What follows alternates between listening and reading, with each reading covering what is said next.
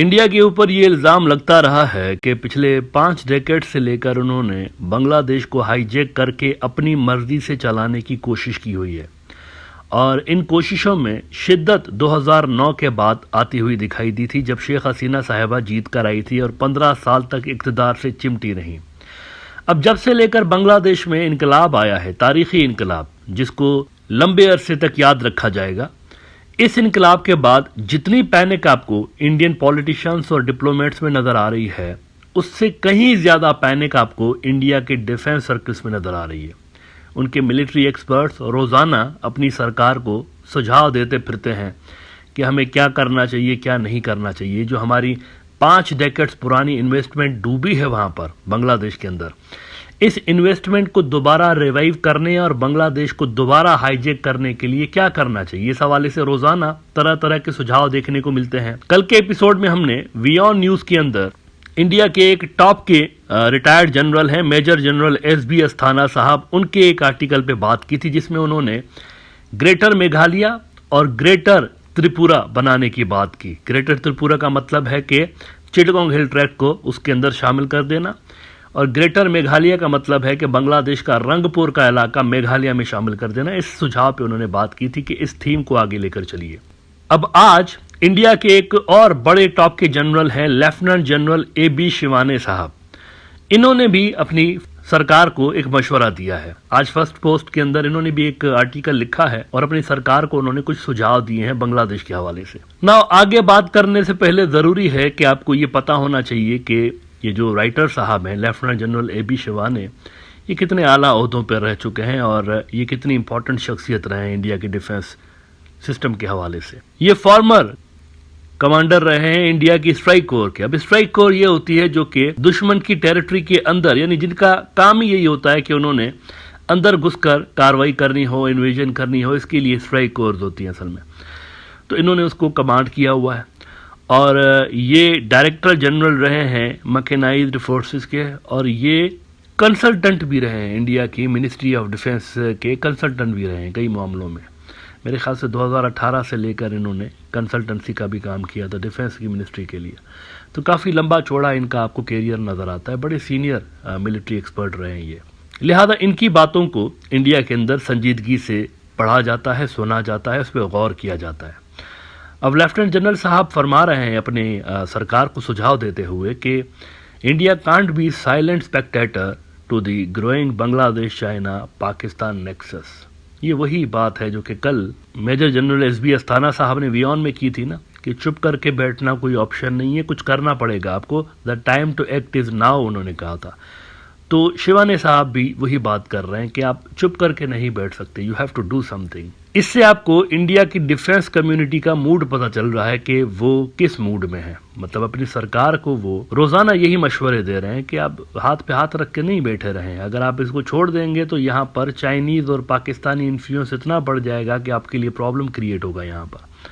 वो कहते हैं India need to employ all its elements of national power to dissuade Bangladesh from becoming a Chinese pawn और another Pakistan. No, ये बड़ी interesting उन्होंने बात की है कि इंडिया को अपने नेशनल पावर के तमाम एलिमेंट्स इस्तेमाल करने चाहिए बांग्लादेश को चाइना और पाकिस्तान से दूर रखने के लिए। What is these elements of national power, पहले थोड़ा सा इसको समझ लें क्योंकि ये बड़ी टेक्निकल बात उन्होंने की है। देखें, किसी भी कौम के लिए नेशनल पावर की जो एलिमेंट्स होते हैं वो कई तरह के असल में फैक्टर्स होते हैं जिनको वो मुल्क अपने फ़ायदे के लिए, नेशनल इंटरेस्ट के लिए इस्तेमाल कर रहा होता है। इसमें 2 तरह की चीज़ें होती हैं, एक होता है नेचुरल और दूसरा होता है सोशल।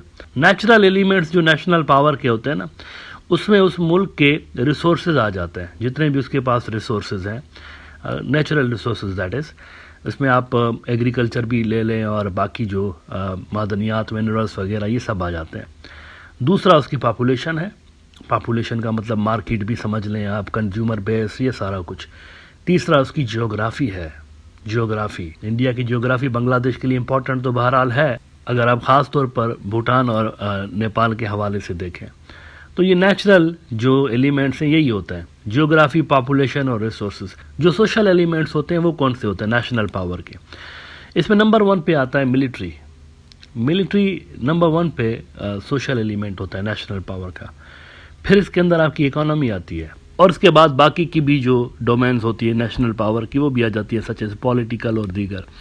लेकिन जो सबसे इंपॉर्टेंट होते हैं वो इकोनॉमी और मिलिट्री होते हैं। तो जनरल साहब फरमा रहे हैं कि हमें अपने नेशनल पावर के, इंडिया के नेशनल पावर के तमाम एलिमेंट्स को इस्तेमाल करना चाहिए बांग्लादेश को चाइना और पाकिस्तान से दूर रखने के लिए। इस हवाले से देखिए, कल भी मैंने कहा था कि काफ़ी कुछ एक्टिविटीज़ ऑलरेडी हो रही हैं। इंडिया अपने नेशनल पावर के काफ़ी सारे डोमेन्स ऑलरेडी इस्तेमाल कर रहा है। फॉर एग्जांपल आप देखिए, जियोग्राफी वो इस्तेमाल कर रहे हैं या नहीं कर रहे हैं।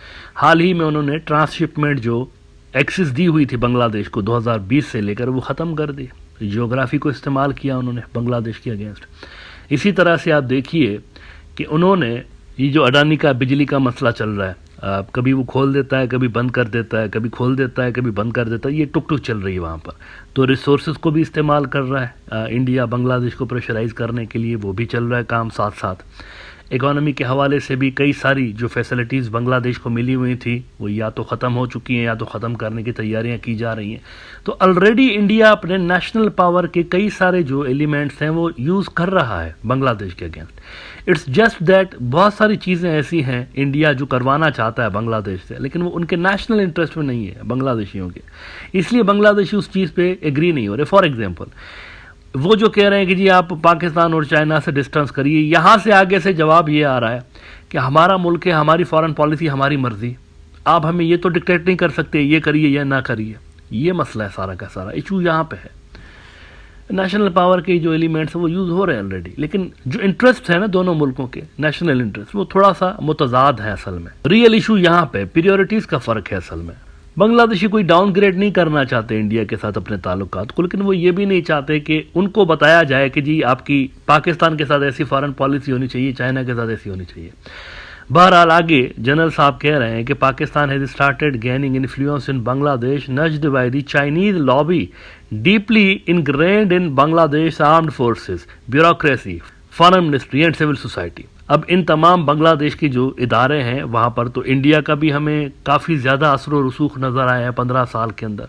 इट्स जस्ट दैट ये रिवर्स हो रही हैं चीज़ें, इंडिया को माइनस किया जा रहा है, क्योंकि उन्होंने कुछ ज़्यादा ही, ऐसा ख्याल है बांग्लादेश के अंदर कि उन्होंने कुछ ज़्यादा ही बेनिफिट उठा लिया, यहाँ तक उठा लिया कि पॉलिटिक्स के अंदर भी इंटरफेयर करने लगे, इलेक्शंस तक कंट्रोल करने लगे। तो ये रिवर्सल आपको नज़र आ रहा है, जिसको ये पाकिस्तान और चाइना का इन्फ्लुएंस समझ रहे हैं, लेकिन ऐसा नहीं है। ये इंडिजीनियस चीज़ है, बांग्लादेश के अंदर से खुद ही हो रही है। तो इंडिया को माइनस कर रहे हैं क्योंकि वो समझ रहे हैं कि इंडिया कुछ ज़्यादा ही घुस गया हमारे सिस्टम के अंदर। इसको इंडिया इस तरह से इंटरप्रीट कर रहा है कि ये चाइनीज और पाकिस्तानी करवा रहे हैं, but it's not like that. कहते हैं pro Pakistani Islamist lobby is gaining a voice in Bangladesh bureaucracy, civil administration, armed forces and civil society steering the country close to Pakistan. यहाँ पर भी सोचने की बात है कि जो इस्लामी जमातें हैं वो शुरू से लेकर पावरफुल रही हैं, ग्राउंड पे, स्ट्रीट्स पे इनकी सपोर्ट आपको बहुत ज़्यादा नज़र आती है। शेख हसीना के दौर में भी आप देखिए, ये लोग जब भी मुजाहरा करते थे, जलसा जुलूस करते थे, तो हज़ारों की बात नहीं होती थी, लाखों में पब्लिक आ जाती थी इनके जलसों के अंदर। अवामी लीग के जलसों से 10 गुना बड़े जलसे ये लोग कर रहे होते थे, क्योंकि पब्लिक में इनकी सपोर्ट है। और बांग्लादेश की आवाम में एक बड़ा हिस्सा ऐसा है जो कि इस्लामी जमातों को सपोर्ट करता है। तो यहाँ पर भी एक इंडिजीनियस चीज़ है बेसिकली, ये पाकिस्तान का एलिमेंट नहीं है। वो सेक्युलरिज्म वर्सेस नॉन सेक्युलरिज्म आप इसको कह सकते हैं, बांग्लादेशी सोसाइटी में ये शुरू से लेकर रहा है। फिर वो कहते हैं कि ये तमाम जो चीज़ें हैं चाइना के लिए बहुत ज़्यादा बेनिफिशियल हो गई हैं। This has also engineered the rise of Islamist radicalism, proliferating pro Pakistani Islamist organisations such a trilateral axis is most beneficial to China. On another front, threatening India. Close Dhaka-Islamabad ties automatically translate into Pakistan regaining its influence in Bangladesh. और फिर उसके अलावा उन्होंने वही जो बातें की, लाल मुनीर हट पे ये अगर आ जाएंगे तो बड़ा मसला हो जाएगा और ये तमाम चीज़ें। लेकिन the bottom line is that interpretation का फ़र्क है असल में। इंडिया की डिफेंस कम्युनिटी जिस तरीके से इन तमाम मामलात को इंटरप्रीट कर रही है वो तरीका दुरुस्त नहीं है। इंडिया का इन्फ्लुएंस असल में बांग्लादेश में ख़त्म ही इस वजह से हुआ है क्योंकि यहाँ पर डिक्टेशन चल रही थी इतने अरसे तक। पहले इंडिया का नेशनल इंटरेस्ट रखा जा रहा था, फिर बांग्लादेश का नेशनल इंटरेस्ट। हर मामले में, हर पॉलिसी के अंदर यही नज़र आ रहा था, पहले इंडिया फिर बांग्लादेश। इस चक्कर में एंटी इंडिया सेंटिमेंट्स बांग्लादेश में ग्रो हुए हैं, क्रिएट हुए हैं असल में। अब अगर आप स्टिल वही पॉलिसी अडॉप्ट करते हैं कि नहीं पहले हमारा इंटरेस्ट फिर बांग्लादेश का इंटरेस्ट, तो इट वॉन्ट हेल्प इंडिया। ये चीजें फिर इसी तरह से चलती रहेंगी, रिफ्ट मौजूद रहेगी दोनों मुल्कों के दरमियान। इस मसले का वाहिद और परमानेंट सोल्यूशन जो है ना वो यही है कि इंडिया की जानिब से समझा जाए बांग्लादेश के नेशनल इंटरेस्ट को, और उनको डिक्टेट करने की बजाय सिर्फ बायलैटरल ताल्लुकात पे फोकस किया जाए कि इंडिया और बांग्लादेश के टाइज कैसे होने चाहिए। अगर आप उनको ये बताते फिरेंगे कि देखो चाइना पॉलिसी ऐसे बनाओ, पाकिस्तान पॉलिसी इस तरह बनाओ, बिकॉज हम कंफर्टेबल नहीं है आपकी मौजूदा पॉलिसी से, तो ये नहीं चलेगा। ये शेख हसीना के दौर में चल सकता था, यहाँ पर नहीं चलेगा। अब ये नया बांग्लादेश है और यहाँ जो पॉलिसीज़ बनती हैं वो मेड इन ढाका होती हैं, मेड इन न्यू दिल्ली नहीं होती।